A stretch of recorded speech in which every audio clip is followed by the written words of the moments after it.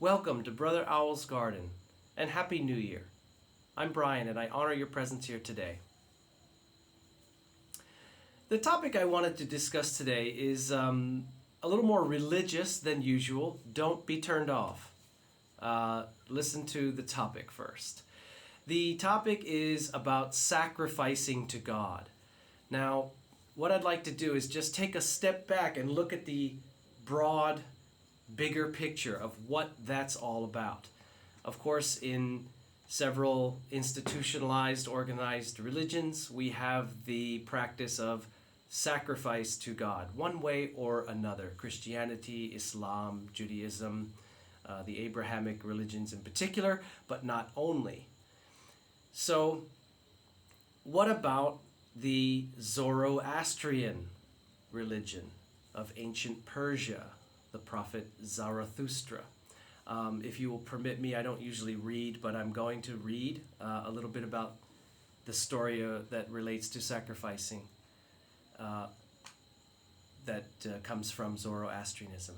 At the age of 30, Zarathustra, the priest, prophet, and founder of Zoroastrianism, attended the Festival of the Rites of Spring, which is basically, most likely, the New Year celebration. And he was praying by the riverside when he experienced a divine vision. On the riverbank before him, a celestial entity appeared in bright light, calling himself Vohumaha, which means good purpose, and telling Zarathustra that he had been sent by Ahura Mazda, which is the name Zoroastrians give to God. He had been sent by Ahura Mazda himself to deliver a message of vital importance. The religion of the people, as it was being practiced, was in error. There were not many gods requiring different types of sacrifice, but only one god, Ahura Mazda, who was not interested in animal sacrifice, but in moral behavior. Vohumaha told Zarathustra that he had been chosen by the one true God to preach this news and bring the people to proper understanding of their relationship with the divine.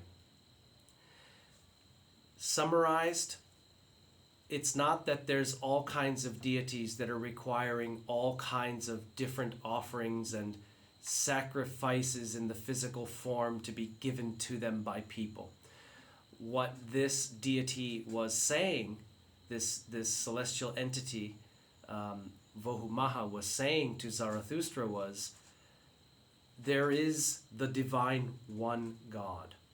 And the one divine God is not interested in animal sacrifice, slaughtering the fatted calf, burning the goat on the altar.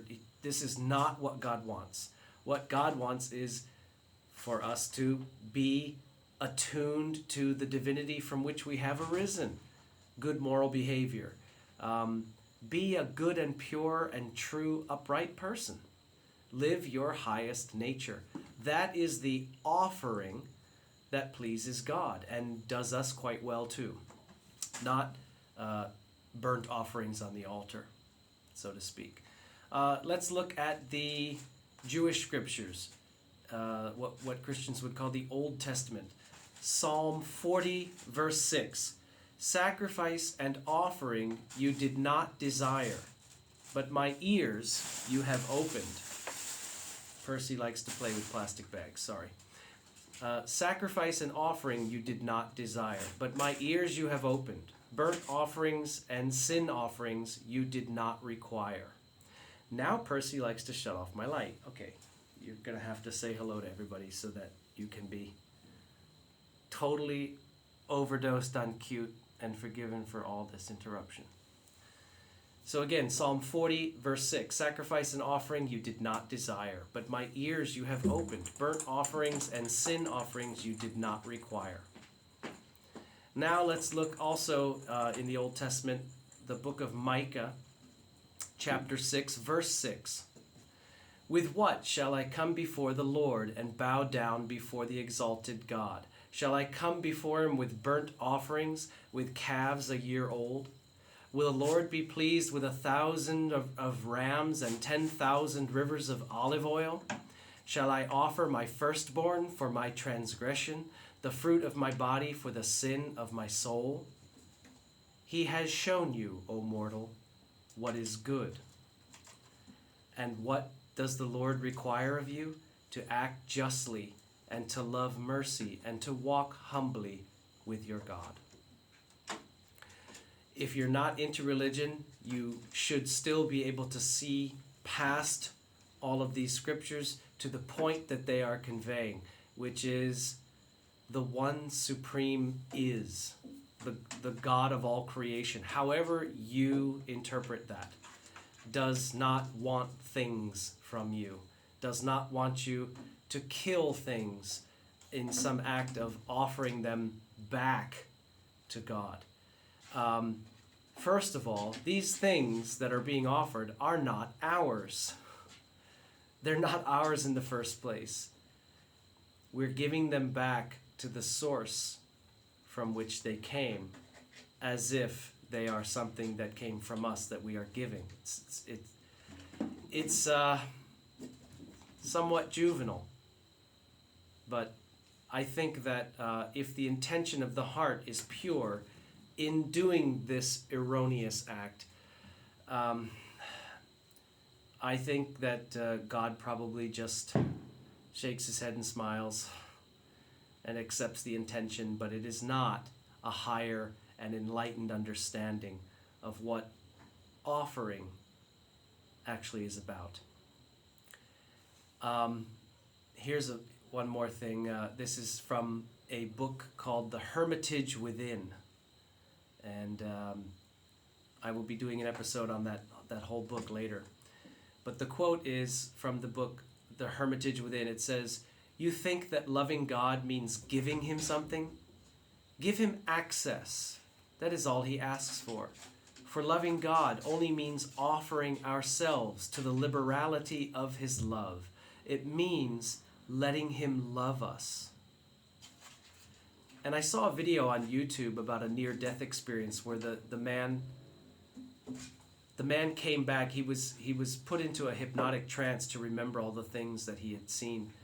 And when he came back, he said, God doesn't want things from us. He wants companionship. In other words, divinity seeks company with the divinity in you that you are, from which you have arisen. Communion. Communion is what the highest offering is, and also the highest gift to yourself, because there's nothing you can give to God that doesn't serve you and benefit you. In closing, I'll share a cute little memory of when I was about 4, probably barely 4 years old. And it was my mother's birthday the next day. And I love my mother beyond expression. I'm sure many of you can relate. But, I'm just a kid. What do I have to give my mother, who is, like a divinity to me as a 4-year-old, and as a grown man, by the way. But you understand that the situation is it's a special occasion tomorrow for my beloved mother, closest thing to God walking on earth that there is. I don't have anything to give her. But wait a minute. I remembered that she loves a certain kind of turquoise ink pen. And I said, yeah, I know she loves those. She'd love to get one of those. Where can I find one of those to give to her? Oh, in her desk. So I went in her desk, found one of those turquoise blue ink pens that she loves, found some wrapping paper from her stash of wrapping paper where she wrapped gifts and things, and I wrapped it up, and on her birthday, I gave her her pen for her birthday. Now, do you understand that she represents God? I represent the unawakened soul who means well. I meant well. It was a beautiful intention, a pure intention. And I'm sure when she received it, her heart was touched by, I suppose, the innocence of my ignorance. 4-year-old kid. And so the thing is, though, that we outgrow that consciousness and that lesser understanding of things. And when we do so, we don't do things like that anymore because we see the bigger picture. We come to a higher understanding. All God wants is for you to come home and be in communion with the divinity that you arose from, that you belong with, and that you are. Happy New Year.